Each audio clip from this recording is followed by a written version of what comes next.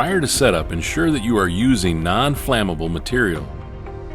After unpacking your sprayer, verify there is no damage to the top sealing edge of the flex liner, such as a crease or fold. If it's damaged, it will leak or lose prime.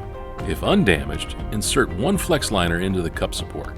To ensure an airtight seal, check to see if the cup lid seal is lubricated. Look into the cup lid. It's already been lubricated at the Graco factory. If the lubrication has been washed away, apply the included seal lube to the gasket. Firmly tighten the cup lid onto the cup support to ensure an airtight seal. Insert the funnel into the cup lid and twist to lock. Next, snap the strainer into the funnel to strain your paint as you fill the cup. Straining your paint helps keep your sprayer working and provides the best finish. The strainer's air tube will prevent paint from overflowing the cup. Fill the cup as follows. Watching the funnel, not the cup, slowly pour your paint into the funnel. When the paint stops draining down, the cup is full.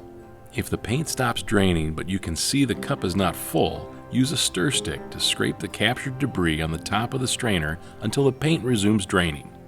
With funnel and strainer still attached to the cup, pour any excess paint from the funnel back into the paint can. Remove the funnel and strainer from the cup and hook it on the edge of the paint can.